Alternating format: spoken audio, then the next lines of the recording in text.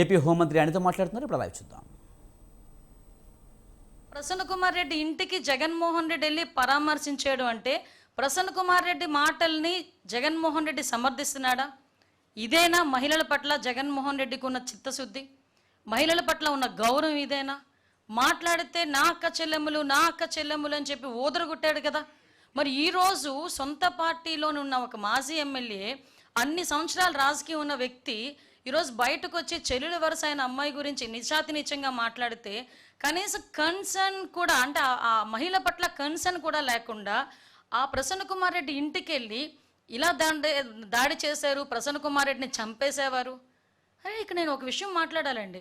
ఆ రోజు మా పట్టాభి గారు ఒక మాట మాట్లాడితే ఏదో మీకు కోపం వచ్చింది, మీ కార్యకర్తలకి బీపీలు వచ్చినాయి అని చెప్పి సాక్షాత్తు మా తాలూకా పార్టీ ఆఫీసుల మీద దాడి చేసే పరిస్థితి మీరు అందరికీ తెలుసు.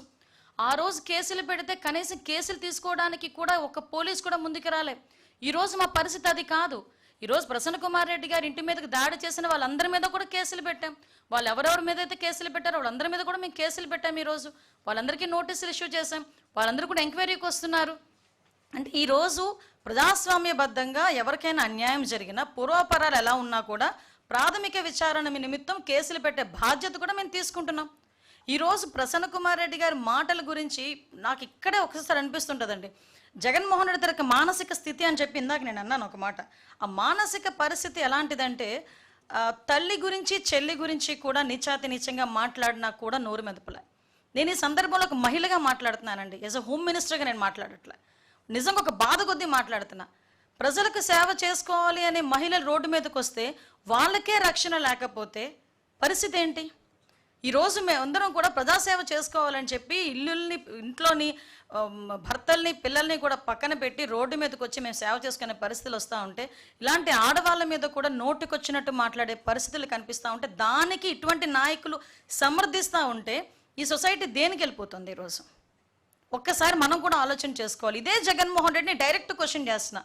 నిన్న మొన్న ఏదో ఎన్సీఎల్టీలో ఒక కేసు గెలిస్తే ఏదో గెలిచానని చెప్పి సంకలు గుద్దుకున్నాడండి. సారీ, ఈ పదం ఉపయోగించకూడదు.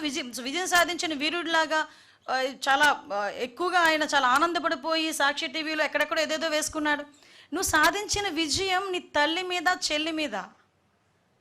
ఆ తల్లి గురించి దేని గురించి? ఒక ఆస్తి పంపకాల గురించి.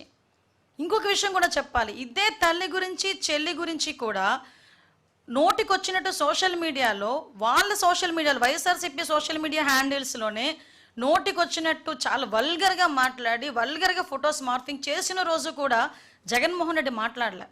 నాకు దీన్ని బట్టి అర్థమైంది ఏంటంటే, జగన్మోహన్ రెడ్డికి తల్లి, చెల్లి అలాంటి ఆ ఎమోషన్స్ ఉండవేమో నాకు తెలిసి. కనీసం ఒక మహిళ అనే ఎమోషన్ కూడా ఉండదేమో.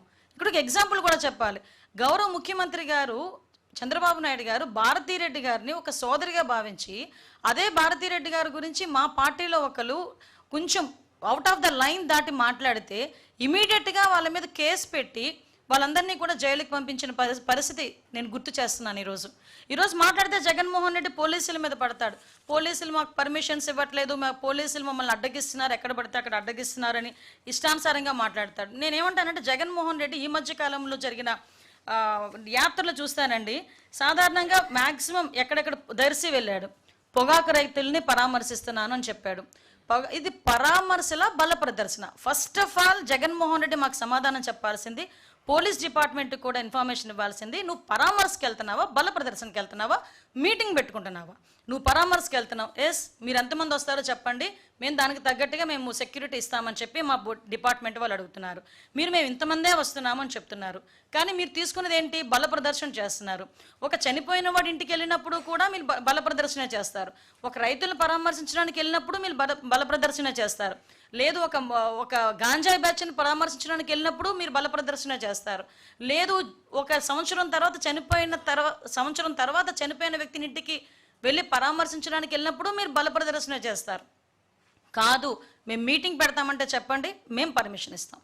దానికి తగ్గ సెక్యూరిటీ వైజ్గా మేము పోలీస్ బందోబస్తు ఏర్పాటు చేస్తాం. మీరు పరామర్శకి వెళ్తున్నారంటే మేము ఎప్పుడు కూడా హౌస్ అరెస్ట్ చేయలేదే, మేము ఎప్పుడు కూడా నో అనలేదే. మీరు ఎంతమంది వస్తారు? మీరు ఒక పర్ఫార్మా ఇస్తున్నాం, మీరు ఎంతమంది వస్తారు, ఎక్కడికెక్కడ దిగుతారు, ఎక్కడ హెలిప్యాడ్ పెడుతున్నారు, ఎన్ని కిలోమీటర్లు మీరు వెళ్తున్నారు, ఇదంతా కూడా క్లియర్గా రాసి ఇవ్వండి. దీనికి తగ్గట్టుగా మేమందరం కూడా మేము మీకు ఏర్పాటు చేస్తామని చెప్పేసి బందోబస్తు ఏర్పాటు చేస్తామని డిపార్ట్మెంట్ వాళ్ళు చెప్తే, డిపార్ట్మెంట్ వాళ్ళకి చెప్పేది ఒకటి, వీళ్ళు చేసేది ఒకటి. పోనీ ఏదో రకంగా చేస్తున్నారు కదా, మాకు తగ్గట్టుగా మేము బందోబస్తు ఏర్పాటు చేసుకోవాలి, పబ్లిక్కి ఇబ్బంది కలగకూడదు, జనాలకి ఇబ్బంది కలగకూడదు అని మా తాపత్రయం కొద్ది మేము పనిచేస్తూ ఉంటే తిరిగి పోలీసుల మీద నోటికి వచ్చినట్టు మాట్లాడే పరిస్థితులు కనిపిస్తూ ఉన్నాయి. ఈరోజు మనం చూస్తే అండి, ఒక గాంజా బ్యాచ్ని పరామర్శించడానికి తెనాలి వెళ్తాడు. అసలు వాళ్ళందరూ పోలీసుల మీద తిరగబడ్డ ఒక గాంజా బ్యాచ్ గురించి తెనాలి వరకు వెళ్ళి సమర్థించాడంటేనే ఒకసారి జగన్ తాలూకా మానసిక పరిస్థితి మనం అర్థం చేసుకోవచ్చు. జూన్ 4వ తారీఖు 2024లో ఒక వ్యక్తి బెట్టింగ్ యాప్ల్లో డబ్బులు పోగొట్టుకుని సూసైడ్ అటెంప్ట్ చేసి 2-3 రోజుల తర్వాత చనిపోతే అతన్ని పరామర్శించడానికి 1 సంవత్సరం తర్వాత వెళ్ళి 3 ప్రాణాలు తీసిన పరిస్థితి. ఈరోజు మనం ఆ క్యాన్వాయ్లో గనక అబ్జర్వ్ చేస్తానండి, వెళ్తున్నంతసేపు కూడా నెమ్మదిగా వెళ్ళటం, కావాలని అభివాదాలు చేసుకుంటూ వెళ్ళటం, తోపులాట్లు జరిగేటట్టుగా క్రియేట్ చేయటం లేదు. బండి కింద ఒక మనిషి పడిపోతే స్పృహ ఉండదా అంటే నాకు అర్థం కాదు. ఒక బండి కింద ఒక చిన్న కుక్కపిల్ల పడితేనే మనకు తెలుస్తుంది. అటువంటిది మనిషి తలకాయ బండి కింద ఉండి కనీసం పక్కకి తిరిగి లాగేసారే తప్పించి ఆ రోజు ఆ వ్యక్తిని కనుక ఇన్ టైంలో హాస్పిటల్కి తీసుకెళ్ళి ఉంటే డెఫినెట్గా అతను బతికేవాడు కదా. కనీసం ఆ సామాజిక స్పృహ లేదు, కనీసం ఆ హ్యుమానిటీ లేదు. అంటే ఒక రకమైన మానసిక పరిస్థితి, అదే అంట ఒక సైకో పరిస్థితి ఎలా ఉంటుందో ఆ రకంగా వెళ్ళిన పరిస్థితి మనం చూసాం. అదేవిధంగా మీ అందరికీ తెలుసు, రాప్తాడు వెళ్ళాడు, హెలికాప్టర్ ఏదో కన్నం పడిందని అక్కడ ఒక రకమైన డ్రామా ఆడాడు. చిత్తూరు బంగారుపాలెం వెళ్ళాడు, అక్కడికి వెళ్ళి ఒక ఏకంగా మామిడి పళ్ళు అన్నిటిని తెలిసి రోడ్డు మీదకి తీసుకొచ్చి రోడ్డు మీద పడేసి పంటని నాశనం చేసేటట్టుగా తొక్కించుకొని వెళ్ళిపోయారు. దాని గురించి పాప రైతు బయటకు వచ్చి ఆ రైతుకి ఈ రోజుకి కూడా డబ్బులు ఇవ్వకపోతే వాపోయిన పరిస్థితి. సంవత్సరం అంతా కష్టపడి పండించిన పంట నేలపాలైపోయింది, తొక్కించి పడేశారని ఆ రైతు కంటనీరు పెడతా ఉంటే దాని గురించి కూడా స్పందించని పరిస్థితి. వీళ్ళు ఈరోజు మాట్లాడుతున్నారు.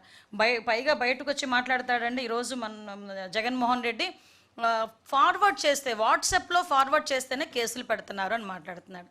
జగన్మోహన్ రెడ్డి గారు మీరు మాట్లాడుతున్నారా అండి దాని గురించి? వాట్సాప్లో చిన్న మెసేజ్ ఫార్వర్డ్ చేసినందుకు 60 సంవత్సరాలు పైబడిన రంగనాయకమ్మ గారు ఒక సామాజిక కార్యకర్తను తీసుకెళ్లి సిఐడి ఆఫీసులో ఏ టైంలో కూర్చోబెట్టారు మీరు మర్చిపోయారా? అదే అంకబాబు గారిని ఏ టైంలో తీసుకెళ్ళి కూర్చోబెట్టారు ఒక జర్నలిస్ట్ని మీరు మర్చిపోయారా? అప్పట్లో నలంద కిషోర్ గారిని ఒక ఆయన ఇలాగే వాట్సాప్ మెసేజ్ పంపించినందుకు ఏం చేశారు మీరు మర్చిపోయారా? ఒక ట్వీట్ని రీట్వీట్ చేసినందుకు ఇప్పుడు ఎమ్మెల్యే అప్పుడు మన గౌతి శిరీష గారిని తీసుకెళ్లి సిఐడి ఆఫీసులో ఎంతసేపు కూర్చోబెట్టారో మీరు మర్చిపోయారా?